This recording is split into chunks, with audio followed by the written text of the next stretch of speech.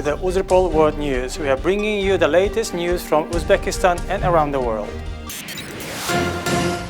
President Shavkat Mirziyoyev on Friday addressed the opening ceremony of the new Tashkent metallurgical plant. He called the opening of this complex a historic moment whose construction has begun in February 2017. Despite various difficulties, including the coronavirus pandemic, the construction was successfully completed thanks to the professionalism and devotion of workers. The total cost of the project made up €326.7 million, of which €226 million were foreign investments. We pay special attention to the formation of an innovative economy, the creation of modern industry, a favorable investment climate, and the expansion of partnerships with other countries and leading foreign companies. The commissioning of the Tashkent metallurgical plant, which is unique in all respects, is a clear confirmation of the effectiveness of our efforts in this direction, the President said. He focused on the expected economic effect of the new complex. The low level of development of ferrous metallurgy in Uzbekistan has negatively affected the activities of domestic industrial enterprises. The Tashkent metallurgical plant will annually produce 500,000 tons of sheet metal with zinc and polymer coating. This will meet the needs of hundreds of enterprises engaged in the production of building materials and metal structures, household appliances, electrical and food products. Previously, these demand was mainly met by imports. In the future, the plant's products will also meet the needs of the domestic automotive industry and agricultural engineering. At the first stage of the company's activity, about $400 million will be saved due to the production of import substituting products. The level of localization will significantly increase. Uzbekistan intends to attract Rothschild & Company, one of the world's largest independent financial advisory groups, to assist in reforming the country's three largest energy companies, the Uzbek Ministry of Energy said on Thursday. During the negotiations in Tashkent, the two sides reached an agreement to find possibilities for cooperation to reform and prepare for the initial public offering of the state-owned companies of Uzbekneftegaz, Uztransgaz, and Hudud Gas Taminot. Uzbekistan is interested to involve Rothschild & Company in the implementation of large investment projects in the energy sector, as well as accompanying in the privatization process, the ministry said, noting the group's experience in Azerbaijan, Kazakhstan and Russia. Uzbekistan is planning to build solar power plants with a total capacity of 5,000 megawatts within 10 years. Projects are to be implemented with foreign direct investment. The Ministry of Energy, with assistance from the World Bank, the Asian Development Bank and the European Bank for Reconstruction and Development, is conducting a competitive selection of investors to complete the projects. By the end of the next year, it plans to commission 2 solar power plants with a capacity of 100 megawatt each. A public-private partnership project is being implemented with the participation of the International Finance Corporation. The institution is assisting in structuring and conducting tenders for solar energy projects. The initial stage of the international tender saw 23 companies from India, Spain, China and other countries, of which 11 companies were pre-qualified, said Abdullajon Otaboyev, a representative of the Ministry of Energy. Denis Manturov, Minister of Industry and Trade of the Russian Federation, delivered samples of the COVID-19 Sputnik V vaccine to Tashkent, the ministry's press service reported on Friday. First Deputy Head of the Sanitary and Epidemiological Welfare and Public Health Service received the valuable cargo. The samples were transferred to the Uzbek side for conducting trials necessary for registration and launch of the industrial production of the vaccine on the territory of Uzbekistan. According to the ministry, agreements on the production of the Sputnik V vaccine have been concluded with companies from India, Brazil, China, South Korea, and 4 other countries. Negotiations are underway with major international organizations and institutions. Russia says trials have shown that its Sputnik V vaccine is 95% effective against fighting COVID-19. Around 40,000 volunteers in Russia attended large-scale clinical trials. The court accepted the appeal of the Anti-Monopoly Committee against US Automotives. Earlier, the court overturned the committee's decision which ordered the automaker to lower prices and refund excessive amount paid for cars. US Automotives argued that it's not possible to reduce prices for cars in the current situation. The trial is scheduled for December 11th.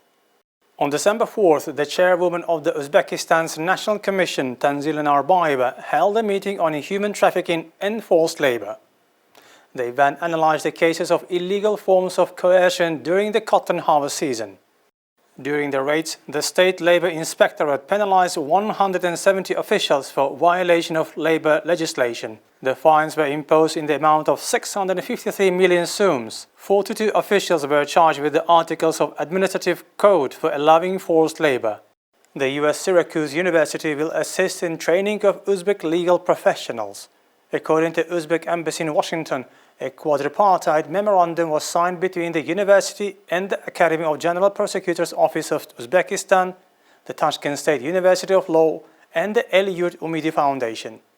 New York-based Syracuse University is a private research educational institution that ranks in the top 100 US and 500 world educational institutions. The university comprises of 13 schools and colleges with nationally recognized programs in information studies, library science, architecture, communications, business administration, inclusive education, wellness, sport management, public administration, engineering, and the College of Arts and Sciences. According to the document, it will work on exchange programs, develop joint projects, and organize short-term internship programs for Uzbek specialists in America. It's also envisioned having more Uzbek students at the university and opening of the legal clinic at the Tashkent State University of Law. Craig Boyce, Dean of Syracuse University's College of Law, highlighted the importance of the memorandum on the International Day of Persons with Disabilities and welcomed Uzbekistan's efforts to promote the rights of handicapped and the development of a legal framework. The Uzbek embassy in the Benelux countries welcomed Ahmedi Terijalai, the director of Agri-Food Ltd. The Dutch agriculture firm that has recently set a company in Uzbekistan has been ramping up its processing and packaging fruits and legumes business. In August of this year, Agri-Food has started processing 25 tons of products on the Dutch equipment, employing 100 local residents in the Tashkent region. The European company has invested more than 1 million euros in the project. Agricultural products worth more than 300,000 euros were exported to the Netherlands, Great Britain, and Germany in August-November period. Manan Hotak, CEO of Afghan Dutch Enterprise, and Wahid Atma, Director of Parfum Worldwide, discussed the ways of attracting European investors into Uzbekistan. Ahmadi and his partners have entered the Uzbek market in 2016 and began exporting products in 2019. Entrepreneurs noted that it takes a lot of effort and time to conquer European markets. The one must always be very careful and selective in achieving positive results, reiterated the investor. Uzbekistan has raised fines on illegal private and public dumping. Thus, an individual offender or a corporate trespasser will have to shell out $40 and $150 respectively. The repeated wrongdoings may lead to 5-fold more fines committed within a year. The additional paragraphs on law will punish illegal littering truck drivers $70 and their owners by $600 on each separately. In case of the recurrence, the perpetrators may face more fines or forfeiture. The 38th General Assembly of the World Crafts Council Asia-Pacific region has appointed Atomic Ramoff as its president. The organization is planning to transfer the presidency to Uzbekistan in 2021-2024 and all rights to chair board meetings, international symposiums and exhibitions. WCC Asia was founded in 1964 at an international conference at Columbia University, New York, United States. The main goal of the organization is to unite handicrafts and craftspeople, lift their social and economic status, and build fellowship among them. The Chamber of Commerce and Industry of Uzbekistan held meetings with the incumbent president of the World Council of Craftsmen, Rosie Greenlitz, and the outgoing president of the World Council of Craftsmen of the Asia-Pacific region, Gada Hijawi. The parties addressed the issues of approving the craft development program and heard a report on the Council's activities for 2019-2020 before electing Atomic Ramoff, the chairman of CCIU, as the Council's president. My election to this high position also the continuations of ongoing reforms, which has done by our government, and I am full on energy to share with you your experience from your governments, your associations, your craftsmen, and to share our experience. And in frame of my following activities, I will use this experience as it was done by previous President, our friend, past president of WCC APR. Uzbekistan is planning to organize solemn ceremony in September 21 in the framework of the second International Festival of Crafts in Kokand. There wasn't much to be merry about in the latest U.S. jobs report. Hiring slowed sharply in November. Employers added just 245,000 workers. That's the lowest rate of new hires in 6 months, according to Labor Department data released Friday. Throw in November's paltry employment gains, and America has yet to recover around 10 million jobs lost during the health crisis. The closely watched numbers also showed a surge in the number of Americans who are experiencing long periods of unemployment. 3.9 million. That's the number of Americans reported as being unemployed for 27 weeks or longer. Another grim number, 6.7 million. That's how many people working part-time but would rather be working full-time. The slowdown in hiring is the clearest signal of an economic rebound that has stalled.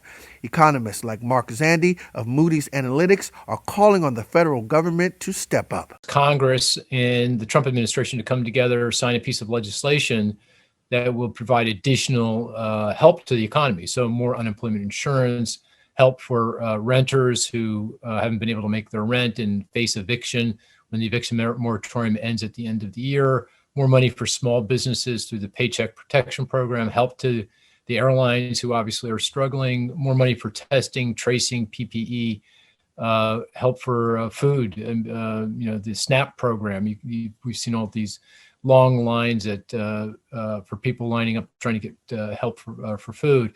So I can go on and on, but all those things need funding, and they need funding quickly because all of the support the government has provided is now pretty much gone, played out. The pressure is mounting on Congress to come up with another economic stimulus package to prevent the economy from slipping back into recession, with new state restrictions put in place as new infections, hospitalizations, and death rates skyrocket. And time is running out. Jobless assistance for millions of Americans is set to expire just after Christmas. The nation's unemployment rate now stands at 6.7%.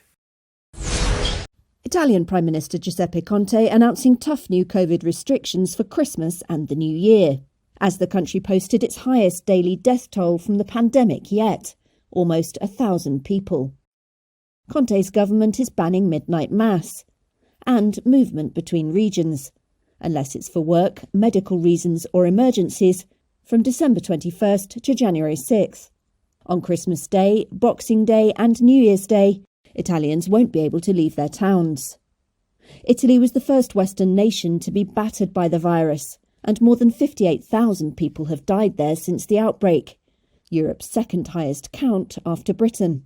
An increase in new infections and hospital admissions has slowed in recent weeks, but Italy is still reporting more daily COVID-19 fatalities than any other European nation.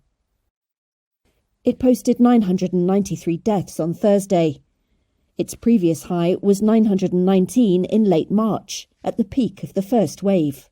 In a televised evening news conference, Conte said current curbs, which are staggered around the country according to local infection rates, were producing good results.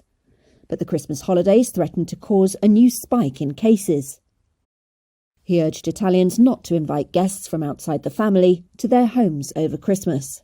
Italy's regions hit out at the government over the latest restrictions, saying they were not consulted over measures that were too hard on families and did not compensate hard-hit businesses.